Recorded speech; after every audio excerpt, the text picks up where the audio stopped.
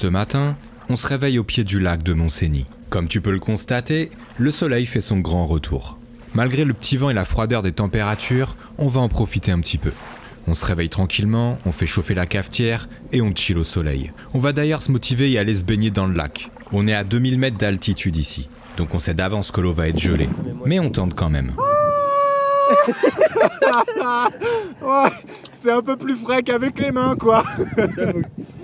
Ah, sa grand-mère. Là, il y a de l'image enquête d'enquête. Ça va pas être simple, hein. Ah ouais? Ça va pas être simple. Ah, mon gars. Le problème, c'est qu'il y a trop de cailloux, sinon j'y serais allé d'un coup sec. Ah là, tu sautes la tête la première. Je me fends le crâne en deux. Ouais, j'ai pété une pierre, les gars. Non, regarde, tes jambes, elles sont là. Ah bah je les sens plus, ouais. Ça va passer le plus dur. Merde. Merde. Il tombe ballon. Allez là. En vrai, une fois que t'es dedans, ça passe. Hein. Vas-y, ferme ta gueule. Allez, Baloufi. T'es mal, l'autre il s'en va et tout. Il va te faire aspirer, man. Ouais, déjà, rien de mettre séché. Putain.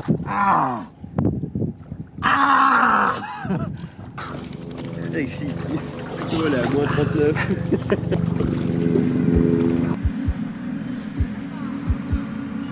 Après avoir profité du lac, on se rhabille et on attaque cette nouvelle journée. Première étape, passer la frontière pour se rendre en Italie le temps de quelques heures. Mais on a dû faire face à un faux départ. La moto d'Alexis ne démarre plus du tout. C'était une cause de la batterie qui s'était desserrée, donc rien de bien grave en soi. Ça peut arriver avec les vibrations, surtout en off-road. Allez, on resserre tout ça et on prend la route. Let's go!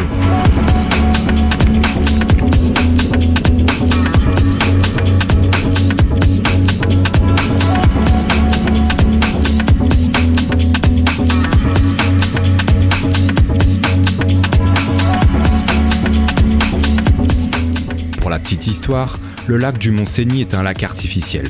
Entre 1962 et 1969, EDF entreprit un aménagement hydroélectrique intégral dans la vallée de l'Arc. En 1960, le choix du site du réservoir d'accumulation d'eau au centre du dispositif s'est porté sur le plateau du Montsény, qui venait d'être intégré dans le territoire français depuis le traité de paix signé en 1947, soit 2 ans après la fin de la Seconde Guerre mondiale. Ce plateau cumulait les avantages d'une altitude élevée et d'une topographie de larges cuvettes naturelles. Tous les 10 ans, la réglementation française prévoit un examen technique complet pour les grands barrages, supérieurs à 20 mètres de haut. En 2016, la retenue du Montsény a ainsi été vidée de ses 320 millions de mètres cubes d'eau afin de permettre l'expertise approfondie des parties habituellement immergées de l'aménagement et réaliser de nombreuses opérations d'entretien et de maintenance sur l'ensemble de l'équipement. T'imagines, toi, tout ce lac entièrement vidé de son eau ? Si jamais la construction de ce barrage t'intéresse, je te laisse en commentaire un lien vers une vidéo qui traite entièrement de ce sujet via un documentaire d'époque hyper intéressant. Je te mets également une série de photos en lien en commentaire sur les vestiges que l'on peut trouver au fond du lac.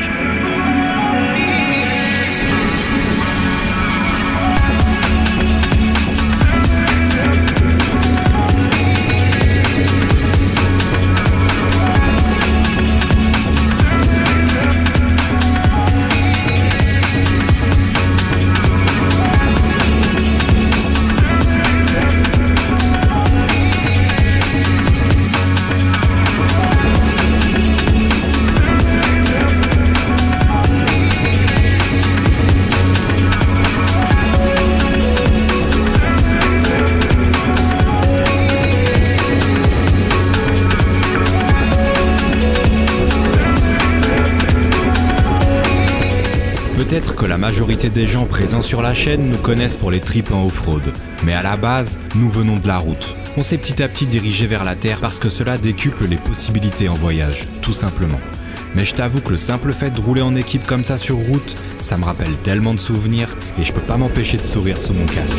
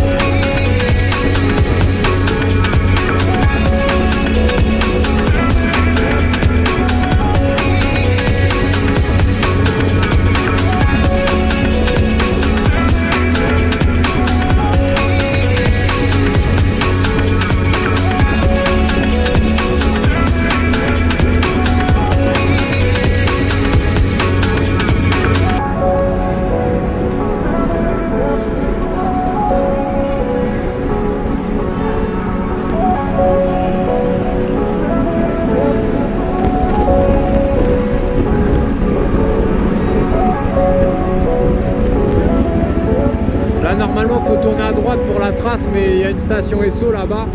Okay. Comme ça on met de l'essence et après on repart par ici.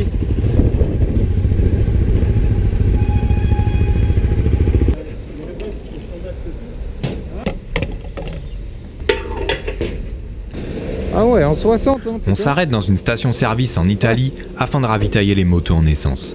Je vais en profiter pour téléphoner à ma copine ainsi qu'à ma mère afin de leur dire que je suis toujours vivant et en bonne santé. Oui, parce que sur le spot de la veille, il n'y avait aucun réseau. Je le savais, mais j'avais complètement oublié ce détail en arrivant au lac hier soir. Et je leur ai pas donné de nouvelles de la journée. Je pensais que j'allais le faire le soir même, mais du coup sans réseau, c'est compliqué. Mes proches sont toujours un peu stressés quand je pars en trip à moto comme ça, et je les comprends étant donné le palmarès de galères qu'on a à notre actif. On attaque ensuite les premières grosses sections off-road de la journée par un petit passage au bord d'une route goudronnée. L'entrée ne paye pas de mine, mais cette piste va être vraiment cool à rider. Même si je t'avoue que j'en ai chié et que je me suis peut-être même un peu énervé. Let's go! Ça part déjà.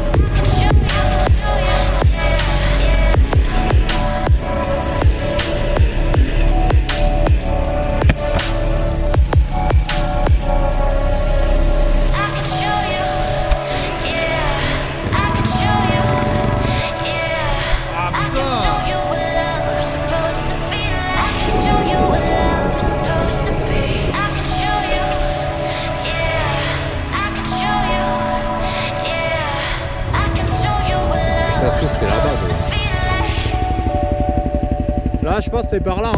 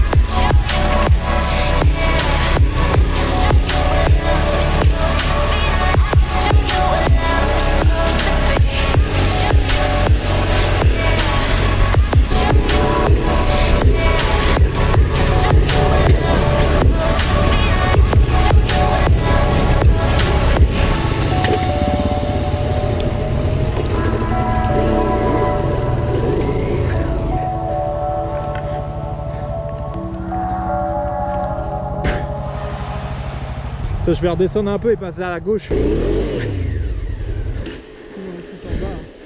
Je suis au pire endroit là. Mais je burn sur quoi là, putain? Putain, je pense qu'en partant de là ça devrait le faire, non? Accélère pas fort aussi toi. Hein? Accélère pas fort. Vas-y, je suis en ébullition.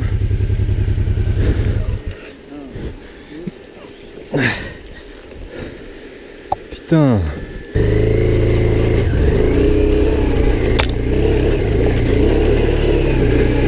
J'ai trop de poids à l'arrière mec, c'est un truc de ouf. Bon allez.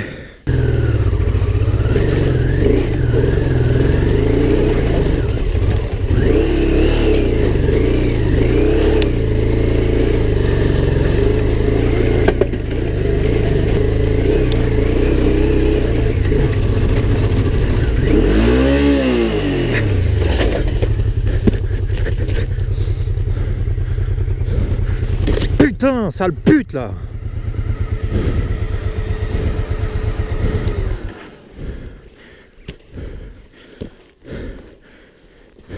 Putain, vous avez perdu cafetière, bidon d'huile, tout. On s'est arrêté au pire endroit possible. 300 kilos là-dessus là. Je sais pas, peu importe, c'est pas grave mais...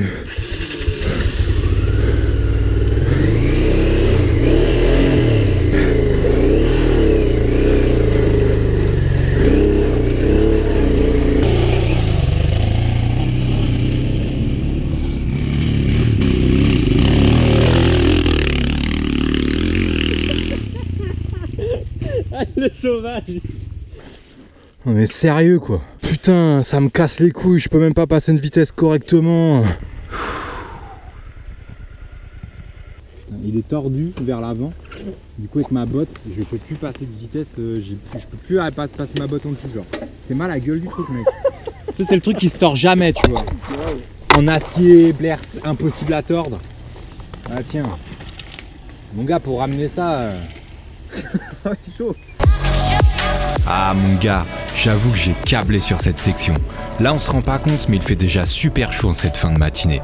Je t'avoue qu'entre mon cale-pied tordu et le fait que j'arrive pas du tout à rouler là depuis qu'on est parti, ça m'a rendu dingue. Il y a des jours comme ça où ça veut pas y aller, c'est un truc de ouf. Mais bon, je vais me calmer tranquillement sur la moto et laisser la pression redescendre un peu. Ça va aller, t'inquiète, c'est juste un coup de chaud, ça arrive. J'ai relevé un peu le sélecteur par rapport à sa position initiale, c'est un poil mieux, mais c'est pas incroyable non plus, je vais pas te mentir. Je verrai ça plus tard.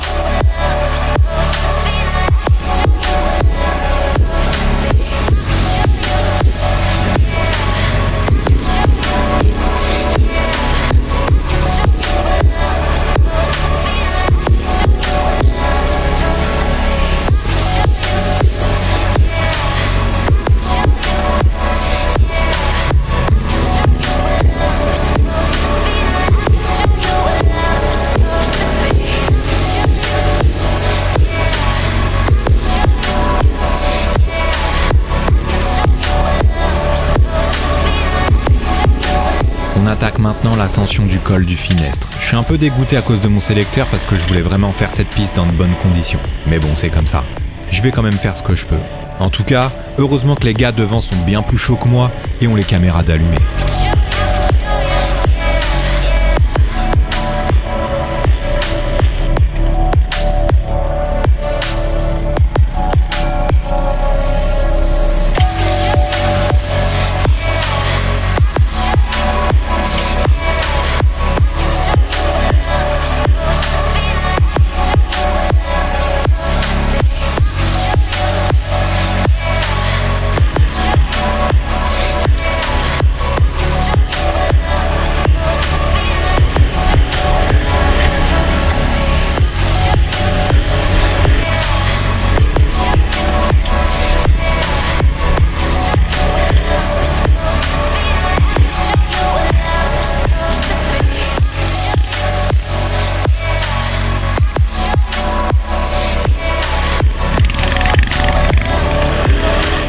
On arrive en haut du col du Finestre et la vue est absolument magnifique.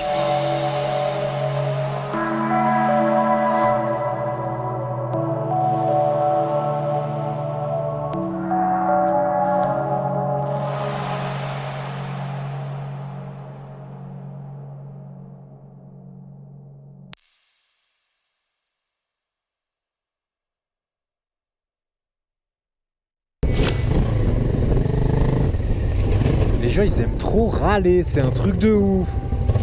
Pourquoi râler tout le temps en train de râler sa merde? Allez, pied anglais.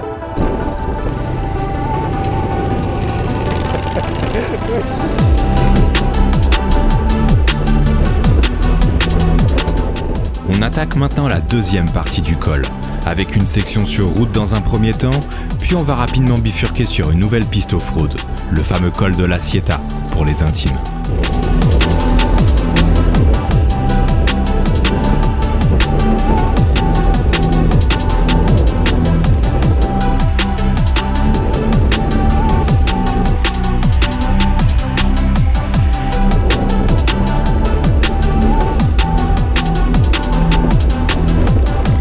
Si jamais tu viens rouler un jour ici, fais bien attention à prendre connaissance des dates d'ouverture et des fermetures d'école. Tu ne peux pas y avoir accès toute l'année et tu ne peux pas y avoir accès tous les jours de la semaine en moto. Renseigne-toi bien avant de venir ici.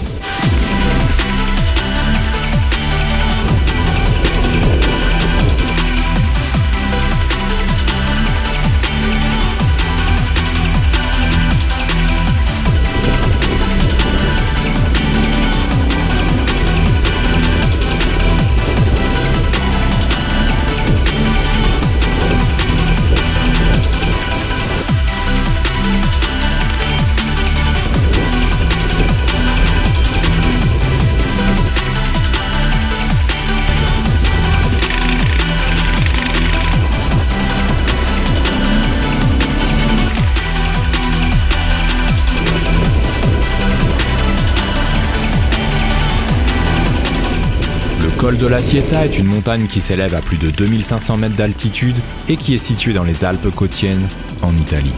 Elle est particulièrement célèbre pour avoir été le théâtre de la bataille d'Acieta le 19 juillet 1747, qui est un épisode notable de la guerre de succession d'Autriche. Cette bataille a provoqué un véritable carnage, avec plus de 5000 morts au total, principalement du côté français. Au sommet de la montagne se trouve un grand obélisque en pierre surmonté d'un aigle de bronze en mémoire de cette bataille.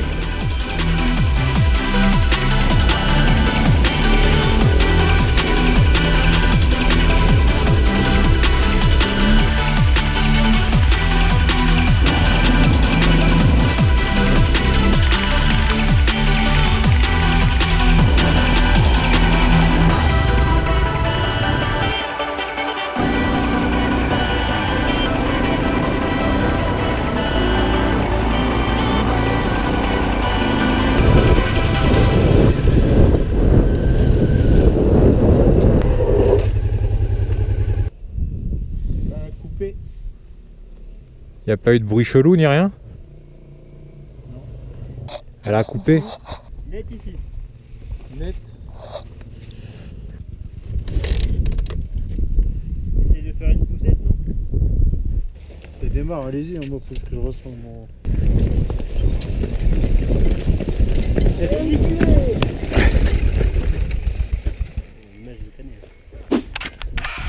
Allumage, hein? Démonte ta bougie et teste si elle étincelle. Mets-toi là et... Et gros, rien que ça, je suis déjà essoufflé. Ouais, bon, on va voir ce que ça dit. Identique. Tu vas avoir une cuisse, il est plus rentré dans le pantalon qui est trop grand. Je vais demander une jambe XL, une jambe en M. Oui, c'est les kickers. La moto d'Antoine s'est coupée d'un coup sec juste en haut du col. On a vite diagnostiqué un problème d'allumage. En même temps, tu me diras que la moto est tellement basique en termes de conception que c'était presque évident. On est resté coincé plusieurs heures en haut, notamment parce qu'on mangeait et parce que l'on faisait des tests croisés avec les Africa Twin afin de tester les bobines et les bougies. Mets-toi en 6.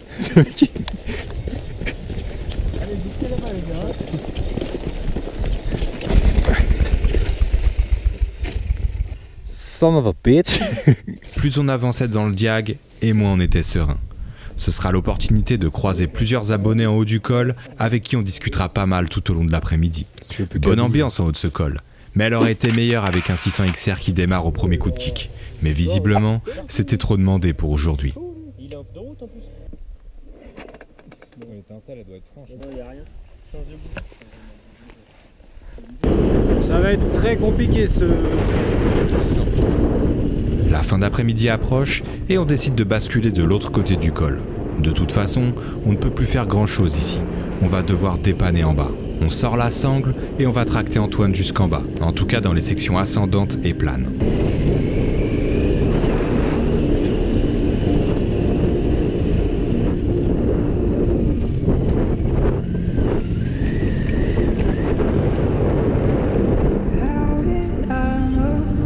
Ah, une marmotte encore. Ah, plein de marmottes.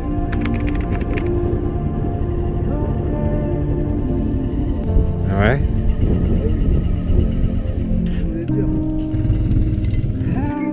Il faut qu'on répare sa brelle, mais on va la réparer, je pense que c'est pas un truc grave. On a mis presque 2 heures pour descendre le col. Clément tractait Antoine et pas mal de dingueries se sont passées.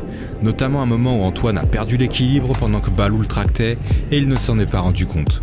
Antoine est tombé et Balou tirait le 600 XR à même le sol pendant plusieurs mètres sans s'en apercevoir.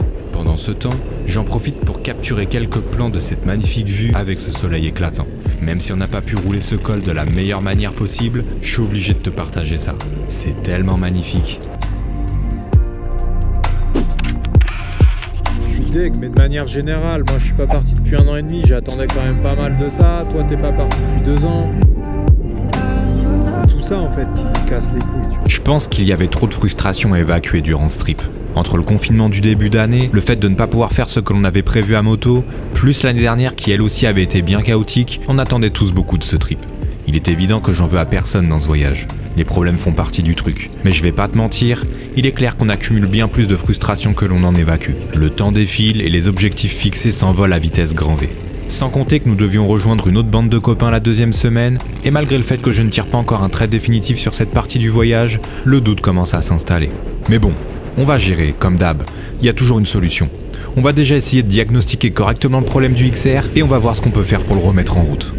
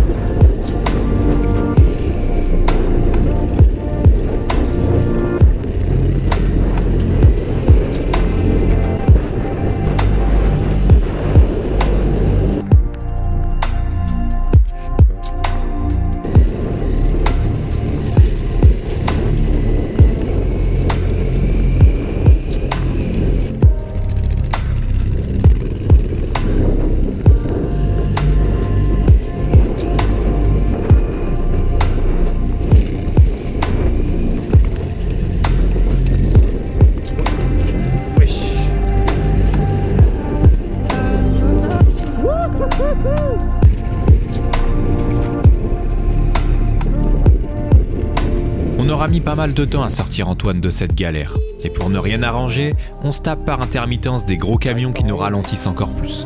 Mais on n'est plus très loin de la dernière partie du col, celle qui sera exclusivement en descente et nous ramènera au pied de l'entrée de la piste, de l'autre côté de la montagne.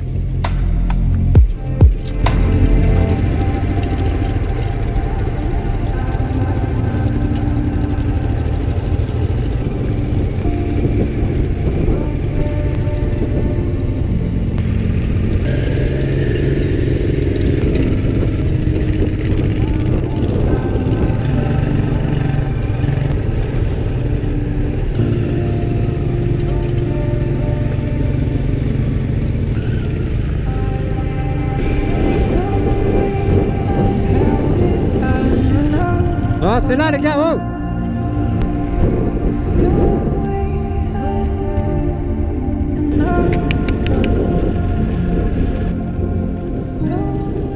Histoire d'être tous logés à la même enseigne, on coupe les moteurs et on finit de descendre la vallée ainsi.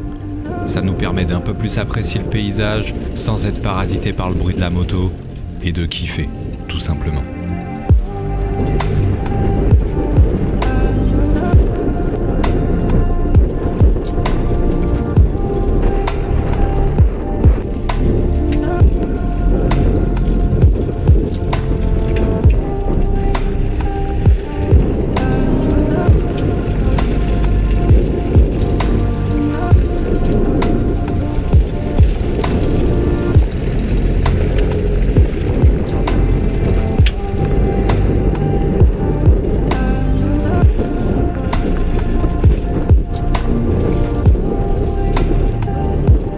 On descend jusqu'à la prochaine ville et on va tenter de trouver un restaurant d'ouvert pour manger avant de trouver un spot où dormir.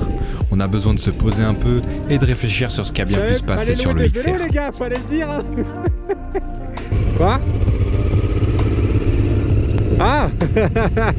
Yes. Eh mec, on n'a même pas fait 100 km aujourd'hui. Après manger, on retourne au pied du col où l'on trouve un spot au pied des falaises pour dormir cette nuit. J'en profite pour allumer un feu, même si Balou et Alexis sont déjà partis dormir. Un peu de chaleur nous fera le plus grand bien.